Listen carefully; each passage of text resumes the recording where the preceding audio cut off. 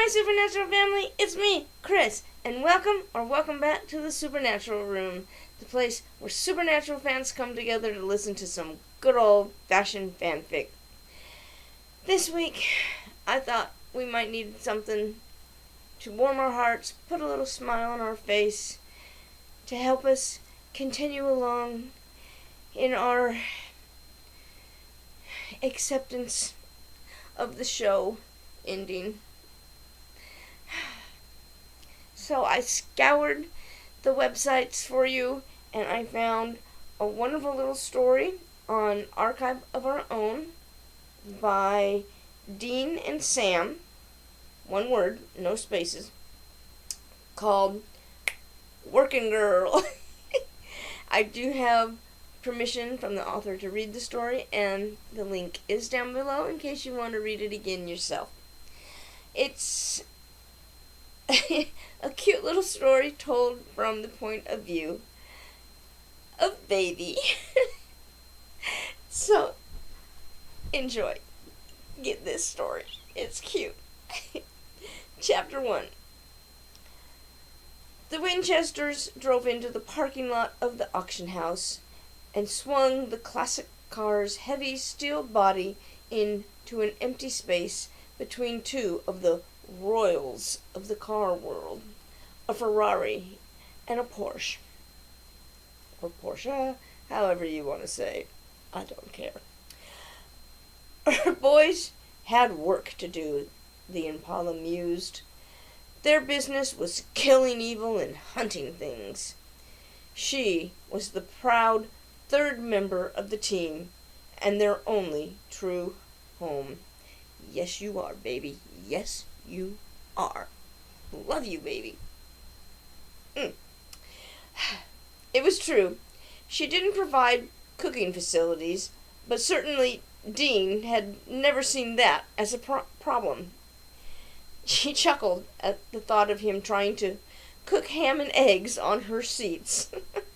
But then, it was true that he'd use them for almost everything else. So, she watched as the brothers got out and made their way into the showroom. She always kept an eye out for them, for if anyone could find a shark in a glass of water, it would be her two kids. They had the luck of the Winchesters, all right. A pity it was all bad. No matter. Those boys made her proud. And how they loved her.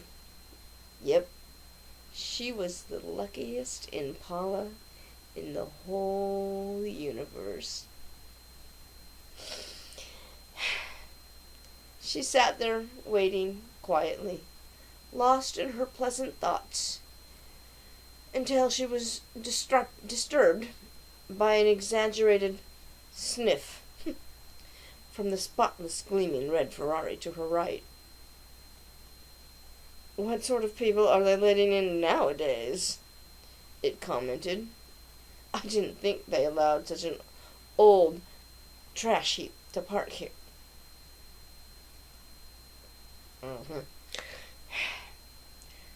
"So true," replied the equally gleaming Porsche at the other side, looking down its nose at her. "I didn't think we'd be forced to fraternize with such common old bangers in a high-class joint like this." "Girl, don't you sass my baby. Don't you sass my baby.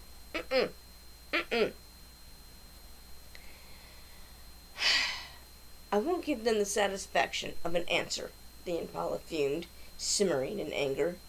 "Stuck-up bitches that they are. You go, girl. You know who you are." But the Ferrari continued, unperturbed. Yuck. Smell the petrol and oil fumes venting off of her, and just look at the dust on her bodywork. Her owner obviously doesn't care enough about her to even give her a wash now and then. That does it, the Impala decided. Those morons can jeer at me all they want, but if they insult my boys, especially Dean, who couldn't be more attentive to my needs, they're asking for it. So, what if I'm a bit dusty today? Sam and Dean have been too busy investigating strange deaths to wash me. What a pair of stuck-up old bags you are, she answered heatedly. I am a working girl. Not like you two Kent women, who do nothing else but sit around and get polished up all day. I do something useful with my time, like helping my boys save people.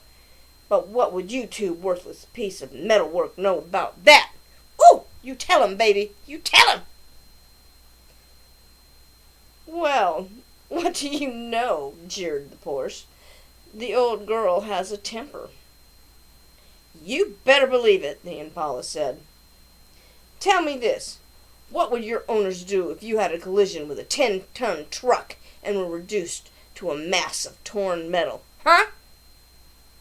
What a silly question. I'd go to scrap and my owner would buy a new car. But that would never happen. My owner drives very carefully, bragged the Ferrari. Well, douchebag. I got that from Dean. It happened to me. And what did my owners do? They didn't trash me. No, they didn't. Dean rebuilt me bit by bit until I was better than new. And do you know why? I do. Do you? I do. He did it because he loves me. And he carried out all that work himself, too. Do any of your owners love you enough to do that? To spend weeks on end just dedicating themselves to you heart and soul? No, they do not. The cars didn't answer because they knew they weren't loved by their owners, but mere status symbols to show off their riches.